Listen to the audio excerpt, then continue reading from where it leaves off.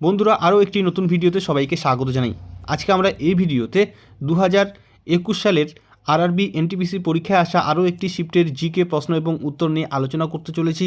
তাই খুবই গুরুত্বপূর্ণ হতে চলেছে ভিডিওটি। তোমরা যারা আরআরবি এনটিপিসি এবং আরআরবি গ্রুপ ডি এক্সাম 2025-এর জন্য প্রস্তুতি নিচ্ছ, অবশ্যই শুরু থেকে শেষ পর্যন্ত ভিডিওটি মনোযোগ সহকারে দেখবে, কারণ আজকে আমরা এখানে যে সমস্ত প্রশ্নগুলি নিয়ে আলোচনা করব সেগুলি আরআরবি এনটিপিসি এবং আরআরবি গ্রুপ ডি পরীক্ষা 2025-এর জন্য কিন্তু ভীষণ রকম গুরুত্বপূর্ণ। তো বন্ধুরা, চলো আর দেরি না করে আমরা ক্লাসটি শুরু করি। তো দেখো, আজকের প্রথম প্রশ্ন, কোন বছরে ভারতের জাতীয় সঙ্গীত প্রথমবার গাওয়া হয়েছিল ভারতের জাতীয় কংগ্রেসের অধিবেশনে? কোন বছরে ভারতের জাতীয় সঙ্গীত প্রথমবার গাওয়া হয়েছিল ভারতের জাতীয় কংগ্রেসের অধিবেশনে? ভীষণ রকম গুরুত্বপূর্ণ প্রশ্ন। বিভিন্ন কম্পিটিটিভ এক্সামে কিন্তু এই প্রশ্নটি প্রচুর বার এসেছিল। তো দেখো, অপশনে কি রয়েছে? 1911, 1912, 1910, 1909। কোন অপশনটি সঠিক হবে? এখানে বন্ধুরা অপশন এ 1911 খ্রিস্টাব্দ হবে সঠিক উত্তর। 1911 খ্রিস্টাব্দে জাতীয় কংগ্রেসের কলকাতা অধিবেশনে ভারতের জাতীয় সঙ্গীত প্রথমবারের মতো গাওয়া হয়েছিল। এবং এখানে গুরুত্বপূর্ণ তথ্য অবশ্যই তোমরা মনে রাখো। দেখো, 1911 খ্রিস্টাব্দের 27শে ডিসেম্বর জাতীয় কংগ্রেসের কলকাতা অধিবেশনে ভারতের জাতীয় সঙ্গীত জনগণ মন অধিনায়ক গানটি প্রথমবার গাওয়া হয়েছিল। এবং এই জনগণ মন অধিনায়ক, এই যে জাতীয় সঙ্গীত, এর রচয়িতা আমরা সবাই জানি। এর রচয়িতা হলেন রবীন্দ্রনাথ ঠাকুর। এবং এই যে আমাদের জাতীয় সঙ্গীত জনগণ মন অধিনায়ক, এটি কবে গণপরিষদ কর্তৃক গৃহীত হয়েছিল? এই প্রশ্নটিও কিন্তু ভীষণ রকম গুরুত্বপূর্ণ। অবশ্যই তোমরা মনে রাখবে বন্ধুরা, 1950 খ্রিস্টাব্দের 24শে জানুয়ারি গণপরিষদ কর্তৃক এই জনগণ মন অধিনায়ক গানটি জাতীয় সঙ্গীত হিসেবে গৃহীত হয়েছিল। তো চলো এরপরের প্রশ্নটি দেখে নিই কী রয়েছে। ছড়ি নৃত্যশৈলীর উদ্ভব যে রাজ্যে ঘটেছে, অর্থাৎ ছড়ি নৃত্যশৈলী কোন রাজ্যের লোকনৃত্য? বিহার, পশ্চিমবঙ্গ, হিমাচল প্রদেশ না মিজোরাম? কোন অপশনটি এখানে সঠিক হবে? এখানে বন্ধুরা অপশন সি হিমাচল প্রদেশ হবে সঠিক উত্তর। ছড়ি নৃত্যশৈলীর উদ্ভব ঘটেছে হিমাচল প্রদেশ রাজ্যে। এবং এর পাশাপাশি হিমাচল প্রদেশের আরও কিছু গুরুত্বপূর্ণ লোকনৃত্যের নাম তোমরা কিন্তু অবশ্যই মনে রাখবে। দেখো বন্ধুরা, হিমাচল প্রদেশের অন্যান্য বিখ্যাত লোকনৃত্যগুলি হলো নাকি, ঢালি, ঘোড়া, ধামন, ছাপেলি, ডাঙ্গি, মহাসু ইত্যাদি। এই সমস্ত নামও কিন্তু তোমাদের মুখস্থ রাখতে হবে। চলো পরের প্রশ্নটি দেখো। এবারের প্রশ্ন, কোন ভারতীয় বিপ্লবী মাইকেল ও ডায়ারকে হত্যা করেছিলেন? ভগৎ সিং, সুখদেব থাপার, উধম সিং, রাজগুরু? কোন অপশনটি সঠিক হবে? এখানে অপশন সি উধম সিং হবে সঠিক উত্তর। ভারতীয় বিপ্লবী উধম সিং মাইকেল ও ডায়ারকে হত্যা করেছিলেন। এখানে বন্ধুরা খুবই গুরুত্বপূর্ণ তথ্য একটি মনে রাখবে। 1940 সালে লন্ডনে ভারতীয় বিপ্লবী উধম সিং জালিয়ানওয়ালাবাগের হত্যাকাণ্ডের প্রতিশোধ হিসেবে মাইকেল ও ডায়ারকে গুলি করে হত্যা করেছিলেন। ঠিক আছে, তাহলে আমাদের এই প্রশ্নের সঠিক উত্তরটি হবে অপশন সি উধম সিং। পরের প্রশ্ন, ইন্টারন্যাশনাল লেবার অর্গানাইজেশন স্থাপিত হয়। দেখো বন্ধুরা, এখানে কি অপশনে রয়েছে? 14 ডিসেম্বর 1945, 14 ডিসেম্বর 1946, 15 নভেম্বর 1947, 28শে জুন 1919। কোন অপশনটি সঠিক হবে? এখানে বন্ধুরা অপশন ডি 28শে জুন 1919 খ্রিস্টাব্দ হবে সঠিক উত্তর। ইন্টারন্যাশনাল লেবার অর্গানাইজেশন বা আন্তর্জাতিক শ্রম সংস্থা 1919 খ্রিস্টাব্দের 28শে জুন স্থাপিত হয়েছিল। এবং এর পাশাপাশি আরও একটি গুরুত্বপূর্ণ তথ্য মনে রাখবে। এই ইন্টারন্যাশনাল লেবার অর্গানাইজেশন বা আন্তর্জাতিক শ্রম সংস্থার সদর দপ্তর সুইজারল্যান্ডের জেনেভায় অবস্থিত। ঠিক আছে, তাহলে এই যে ইন্টারন্যাশনাল লেবার অর্গানাইজেশনের সদর দপ্তর, এটি কোথায় অবস্থিত? এটি সুইজারল্যান্ডের জেনেভায় অবস্থিত। এটিও কিন্তু অবশ্যই তোমরা মনে রাখবে, এখান থেকেও প্রশ্ন আসতে পারে। চলো নেক্সট প্রশ্নটি কী রয়েছে দেখে নিই। নিম্নে উল্লিখিত কোনটি একটি input device? Mouse, printer, speaker, monitor? কোন অপশনটি এখানে সঠিক হবে? তোমাদের আরআরবি এনটিপিসি পরীক্ষায় কিন্তু 3-4টি প্রশ্ন কম্পিউটার থেকে অবশ্যই থাকবে। তাই এই বিষয়টি তোমরা ভালোভাবে কিন্তু পড়বে, কারণ এখান থেকে 3-4 নাম্বার পাওয়া কিন্তু খুবই সহজ। তো বন্ধুরা, এখানে অপশন এ মাউস হবে সঠিক উত্তর। মাউস হলো একটি ইনপুট ডিভাইস। এখানে দেখো বন্ধুরা, ইনপুট হলো এমন ডিভাইস যে ডিভাইস দিয়ে কম্পিউটারে ডেটা বা ইনপুট পাঠানো হয়। তো যে সমস্ত ডিভাইস দিয়ে কম্পিউটারে ডেটা বা ইনপুট পাঠানো হয়, অর্থাৎ ইনপুট ডিভাইসগুলো কী কী জেনে নাও। Keyboard, mouse, scanner, webcam, microphone, touch screen, joystick, এগুলি হলো বন্ধুরা ইনপুট ডিভাইস, কারণ এই ডিভাইসগুলো দিয়ে কম্পিউটারে ডেটা বা ইনপুট পাঠানো হয়। ঠিক আছে, তাহলে এই ইনপুট ডিভাইসগুলোর নাম কিন্তু অবশ্যই তোমরা মনে রাখবে। চলো পরের প্রশ্নটি দেখো। এবারের প্রশ্ন, ভারতে সিজদা প্রথা কে চালু করেন? ইলতুৎমিশ, কুতুবুদ্দিন আইবক, রাজিয়া সুলতানা না গিয়াস উদ্দিন বলবন? কে ভারতে সিজদা প্রথা চালু করেন? এই প্রশ্নের সঠিক উত্তরটি হবে অপশন ডি, গিয়াস উদ্দিন বলবন। দিল্লির সুলতান গিয়াস উদ্দিন বলবন ভারতে সিজদা ও পাইপস প্রথা প্রচলন করেছিলেন। অপশন ডি হবে সঠিক উত্তর। পরের প্রশ্ন, নিচে দেওয়া কোনটি lie detector machine? Tachometer, telescope, photometer, polygraph? কোন অপশনটি সঠিক হবে? নিচের কোনটি লাই ডিটেক্টর মেশিন? বন্ধুরা এই প্রশ্নের সঠিক উত্তরটি হবে অপশন ডি, পলিগ্রাফ। পলিগ্রাফ হলো লাই ডিটেক্টর মেশিন। এখানে অবশ্যই মনে রাখবে বন্ধুরা, পলিগ্রাফ এমন একটি যন্ত্র যা একজন ব্যক্তির শারীরিক প্রতিক্রিয়া যেমন হৃদস্পন্দন, শ্বাস প্রশ্বাস ইত্যাদি পরিমাপ করে এবং তার থেকে একজন ব্যক্তি মিথ্যা বলছে কি না তা নির্ধারণ করার চেষ্টা করে। তাহলে লাই ডিটেক্টর মেশিন এখানে কোনটি হবে? অপশন ডি, পলিগ্রাফ হবে সঠিক উত্তর। পরের প্রশ্ন, যে সমস্ত প্রাণী উদ্ভিদ এবং পশু উভয়ই ভক্ষণ করে তাদের বলা হয় মাংসাশী, সর্বভুক বা তৃণভোজী নয়। অর্থাৎ মাংসাশীও বলে না, সর্বভুকও বলে না, আবার তৃণভোজীও বলে না। অপশন বি মাংসাশী, অপশন সি তৃণভোজী, অপশন ডি সর্বভুক। তাহলে যে সমস্ত প্রাণীরা উদ্ভিদ এবং পশু বা প্রাণী উভয়ই ভক্ষণ করে তাদের কি বলা হয়? এখানে বন্ধুরা অপশন ডি সর্বভুক হবে সঠিক উত্তর। যে সমস্ত প্রাণীরা উদ্ভিদ এবং পশু উভয়ই ভক্ষণ করে তাদের বলা হয় সর্বভুক। পরের প্রশ্ন, নিম্নের কোনটি মহারত্নের মর্যাদা পাওয়া সংস্থা নয়? IOCL, গেইল, ভেল, MTNL? এই চারটে সংস্থার মধ্যে কোনটি মহারত্নের মর্যাদা পাওয়া সংস্থা নয়? বন্ধুরা এই প্রশ্নের সঠিক উত্তরটি হবে অপশন ডি, MTNL। এটি মহারত্নের মর্যাদা পাওয়া সংস্থা নয়। IOCL, গেইল এবং ভেল এই তিনটি হলো মহারত্ন মর্যাদা পাওয়া সংস্থা এবং MTNL হলো নবরত্ন সংস্থা। তাই এখানে অপশন ডি হবে সঠিক উত্তর। পরের প্রশ্ন, নন্দা দেবী জাতীয় উদ্যান কোন রাজ্যে অবস্থিত? বিহার, মধ্যপ্রদেশ, উত্তরাখণ্ড না উত্তরপ্রদেশ? তাহলে কোন রাজ্যে নন্দা দেবী জাতীয় উদ্যান অবস্থিত? এখানে অপশন সি উত্তরাখণ্ড হবে সঠিক উত্তর। নন্দা দেবী জাতীয় উদ্যান উত্তরাখণ্ডের চামোলি জেলায় অবস্থিত। অপশন সি হবে সঠিক উত্তর। প্রথম যে মহাকাশযানটি চাঁদে অবতরণ করেছিল সেটি হলো অ্যাপোলো 14, লুনা 18, অ্যাপোলো 11, লুনা 16। তাহলে কোন মহাকাশযানটি প্রথম চাঁদে অবতরণ করেছিল? বন্ধুরা এই প্রশ্নের সঠিক উত্তরটি হবে অপশন সি অ্যাপোলো 11। অ্যাপোলো 11 মহাকাশযানটি 1969 সালে প্রথম চাঁদে অবতরণ করেছিল। শিখ ধর্মের প্রথম গুরু কে ছিলেন? শ্রী গুরু গোবিন্দ সিং, শ্রী গুরু হরগোবিন্দ সিং, শ্রী গুরু রামদাসজি, গুরু নানক? তাহলে শিখ ধর্মের প্রথম গুরু কে ছিলেন? এই প্রশ্নের সঠিক উত্তরটি হবে অপশন ডি, গুরু নানক। গুরু নানক হলেন শিখদের প্রথম গুরু। বন্ধুরা এর পাশাপাশি অবশ্যই গুরুত্বপূর্ণ কিছু তথ্য এখানে মনে রাখতে হবে। গুরু নানক হলেন শিখ ধর্মের প্রবর্তক এবং শিখদের প্রথম গুরু। এখান থেকে আরও একটি প্রশ্ন আসে যে শিখ ধর্মের পবিত্র ধর্মগ্রন্থের নাম কি? বন্ধুরা অবশ্যই জেনে রাখবে শিখ ধর্মের পবিত্র ধর্মগ্রন্থ হলো গুরু গ্রন্থ সাহেব। পরের প্রশ্নটি দেখো কি রয়েছে। রিজার্ভ ব্যাঙ্ক অফ ইন্ডিয়ার সদর দপ্তর কোথায় অবস্থিত? এখানে চারটে জায়গার নাম রয়েছে, এর মধ্যে কোন অপশনটি সঠিক হবে? রিজার্ভ ব্যাঙ্ক অফ ইন্ডিয়ার সদর দপ্তর কোথায় অবস্থিত? বন্ধুরা এখানে অপশন বি মুম্বাই হবে সঠিক উত্তর। রিজার্ভ ব্যাঙ্ক অফ ইন্ডিয়ার সদর দপ্তর মুম্বাইয়ে অবস্থিত। এর পাশাপাশি এখানে গুরুত্বপূর্ণ তথ্য মনে রাখবে, রিজার্ভ ব্যাঙ্ক অফ ইন্ডিয়া 1935 সালে কলকাতায় প্রতিষ্ঠিত হয়েছিল। এখান থেকেও কিন্তু প্রশ্ন আসে রিজার্ভ ব্যাঙ্ক অফ ইন্ডিয়া কবে প্রতিষ্ঠিত হয়েছিল? তাহলে রিজার্ভ ব্যাঙ্ক অফ ইন্ডিয়া 1935 সালে কলকাতায় প্রতিষ্ঠিত হয়েছিল এবং এটি 1937 সালে বন্ধুরা স্থায়ীভাবে মুম্বাইয়ে কিন্তু স্থানান্তরিত করা হয়েছিল। অর্থনীতিতে নোবেল পুরস্কার কাকে প্রদান করা হয়েছে? দাদাভাই নওরোজি, সুকুমার সেন, জয়প্রকাশ নারায়ণ না অমর্ত্য সেন? অর্থনীতিতে নোবেল পুরস্কার কাকে প্রদান করা হয়েছে?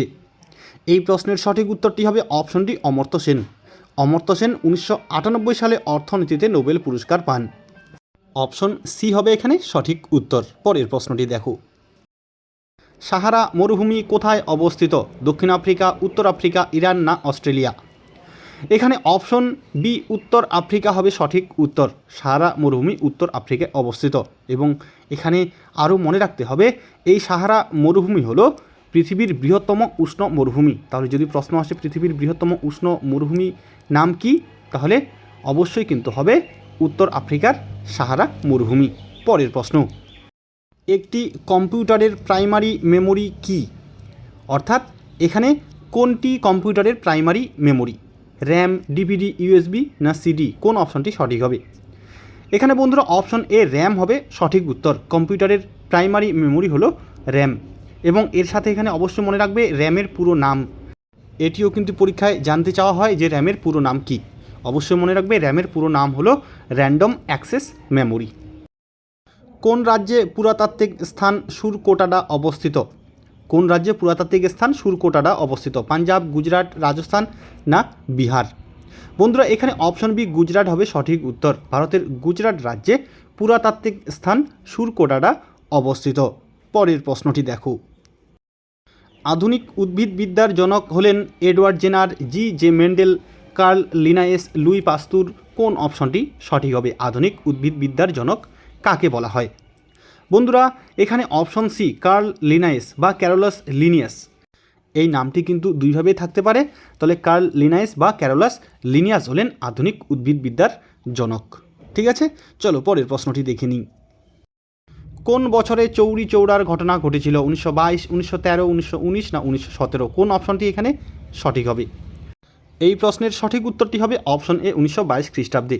1922 খ্রিস্টাব্দের 4 ফেব্রুয়ারি উত্তরপ্রদেশের গোরখপুর জেলার চৌরি চৌরা গ্রামে ক্ষিপ্ত জনতা পুলিশের থানায় আগুন লাগিয়ে দিয়ে কয়েকজন পুলিশ কর্মীকে হত্যা করেছিল।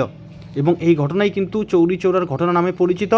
এবং এখানে আরও একটি গুরুত্বপূর্ণ তথ্য মনে রাখবে বন্ধুরা, এই চৌরি চৌরা ঘটনার পরেই কিন্তু মহাত্মা গান্ধী অহিংস অসহযোগ আন্দোলন বন্ধ করে দেন। ঠিক আছে, এটিও কিন্তু পরীক্ষার প্রশ্ন আসে যে কোন ঘটনার পর মহাত্মা গান্ধী অসহযোগ আন্দোলন প্রত্যাহার করেন। তাহলে চৌরি চৌরার ঘটনার পর কিন্তু মহাত্মা গান্ধী অসহযোগ আন্দোলন প্রত্যাহার করে নিয়েছিলেন। চলো পরের প্রশ্ন দেখো, tata institute of fundamental research কোথায় অবস্থিত? মুম্বাই, কলকাতা, বেঙ্গালুরু, চেন্নাই? কোন অপশনটি সঠিক হবে? Tata institute of fundamental research কোথায় অবস্থিত? এখানে অপশন এ মুম্বাই হবে সঠিক উত্তর। Tata institute of fundamental research মুম্বাইয়ে অবস্থিত। পরের প্রশ্নটি দেখো, এবারের প্রশ্ন, ভারতের মিসাইল ম্যান নামে কে পরিচিত? কে শিবান, ডক্টর এপিজে আব্দুল কালাম, ভীষ্ম সাহানি, সিভি রমন? ভারতের মিসাইল ম্যান নামে কে পরিচিত? এখানে option B doctor APJ Abdul Kalam হবে সঠিক উত্তর। ডক্টর এপিজে আব্দুল কালাম যিনি ভারতের প্রাক্তন রাষ্ট্রপতি ছিলেন, তিনি ভারতের মিসাইল ম্যান নামে পরিচিত।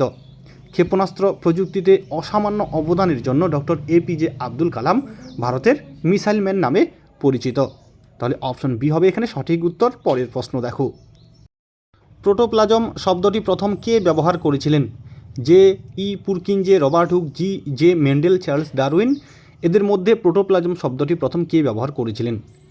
এখানে অপশন এ জে ই পুরকিনজে হবে সঠিক উত্তর। জে ই পুরকিনজে প্রোটোপ্লাজম শব্দটি প্রথম ব্যবহার করেছিলেন। নেক্সট কোশ্চেন দেখে নাও, মৃগনয়নী মহল কোথায় অবস্থিত? মৃগনয়নী মহল কোথায় অবস্থিত? জব্বলপুর, ভোপাল, জয়পুর, গোয়ালিয়র? কোন অপশনটি এখানে সঠিক হবে? বন্ধুরা এখানে অপশন বি গোয়ালিয়র হবে সঠিক উত্তর। মৃগনয়নী মহল কোথায় অবস্থিত? এটি হবে গোয়ালিয়র। তো বন্ধুরা এই যে বিভিন্ন স্থাপত্য ভাস্কর্য রয়েছে কোনটি কোথায় অবস্থিত, অবশ্যই কিন্তু এখান থেকে প্রশ্ন আসবেই। এই বিষয়টিও কিন্তু তোমরা একটু ভালোভাবে পড়ে নেবে। ভারতীয় গণপরিষদের প্রথম বৈঠক কবে অনুষ্ঠিত হয়েছিল? ভারতীয় গণপরিষদের প্রথম বৈঠক কবে অনুষ্ঠিত হয়েছিল? 4টি অপশন রয়েছে, এর মধ্যে কোন অপশনটি এখানে সঠিক হবে?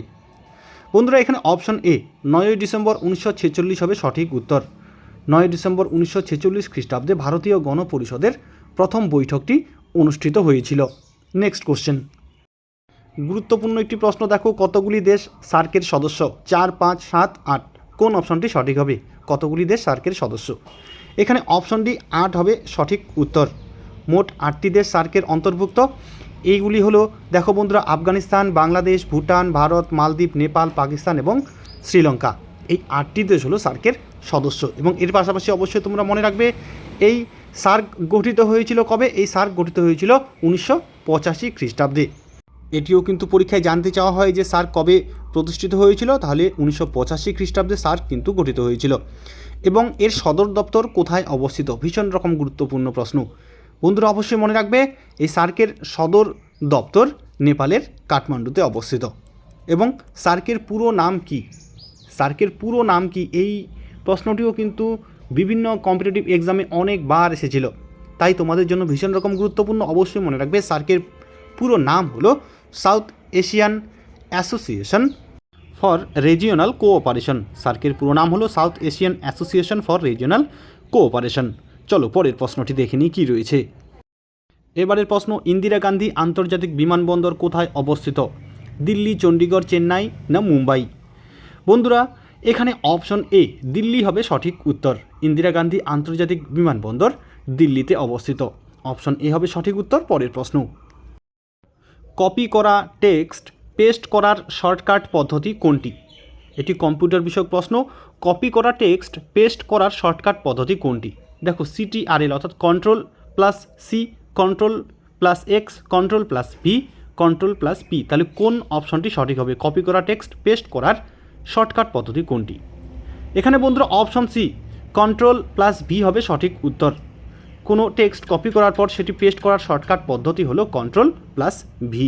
পরের প্রশ্ন, কেন্দুলি মেলা কোথায় অনুষ্ঠিত হয়? রাজস্থান, মধ্যপ্রদেশ, পশ্চিমবঙ্গ না উত্তরপ্রদেশ?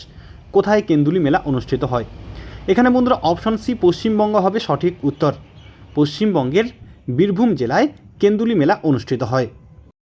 উজ্জয়িনীতে পরবর্তী কুম্ভ মেলা কোন বছরে অনুষ্ঠিত হবে? উজ্জয়িনীতে পরবর্তী কুম্ভ মেলা কোন বছরে অনুষ্ঠিত হবে? দেখো চারটে অপশন রয়েছে, 2022, 2030, 2028, 2025। তাহলে কোন অপশনটি সঠিক হবে? এখানে অপশন সি 2028 হবে সঠিক উত্তর। 2028 সালে উজ্জয়িনীতে পরবর্তী কুম্ভ মেলা অনুষ্ঠিত হবে। তাহলে অপশন সি হবে সঠিক উত্তর। পরের প্রশ্ন দেখে নিই কী রয়েছে। হোয়াই আই এম হিন্দু এই গ্রন্থটির লেখক কে? হোয়াই আই এম হিন্দু এই গ্রন্থটির লেখক কে? বন্ধুরা এখানে চারটে অপশন রয়েছে, কোন অপশনটি সঠিক হবে? এখানে বন্ধুরা এই প্রশ্নটি তোমাদের জন্য রাখলাম, অবশ্যই তোমরা কমেন্ট করে জানাবে হোয়াই আই এম হিন্দু গ্রন্থটির লেখক কে। ঠিক আছে, পরের প্রশ্নটি দেখে নিই। কে প্রথমবার ইউনাইটেড নেশনস শব্দটি ব্যবহার করেছিলেন? কে প্রথমবার ইউনাইটেড নেশনস শব্দটি ব্যবহার করেছিলেন? Winston Churchill, Franklin D Roosevelt, Joseph Stalin, Vladimir Lenin? কোন অপশনটি সঠিক হবে? বন্ধুরা এখানে option B Franklin D Roosevelt. মার্কিন রাষ্ট্রপতি ফ্র্যাঙ্কলিন ডি রুজভেল্ট প্রথমবারের মতো ইউনাইটেড নেশনস শব্দটি ব্যবহার করেছিলেন। পরের প্রশ্ন, প্রাপ্তবয়স্ক মানুষের হৃৎপিণ্ডের গড় ওজন হয় আনুমানিক? দেখো চারটে অপশন রয়েছে এখানে, 255 গ্রাম, 300 গ্রাম, 390 গ্রাম, 240 গ্রাম। কোন অপশনটি সঠিক হবে? এখানে বন্ধুরা অপশন বি 300 গ্রাম হবে সঠিক উত্তর। প্রাপ্তবয়স্ক মানুষের হৃৎপিণ্ডের গড় ওজন হয় আনুমানিক 300 গ্রাম। অপশন বি হবে এখানে সঠিক উত্তর। পরের প্রশ্ন দেখে নিই কী রয়েছে। বন্ধুরা আজকের শেষ প্রশ্ন, স্বাধীন ভারতের প্রথম গভর্নর জেনারেল কে ছিলেন? B.R. Ambedkar, C Rajagopalachari, Sardar Patel, Lord Mountbatten? কোন অপশনটি সঠিক হবে?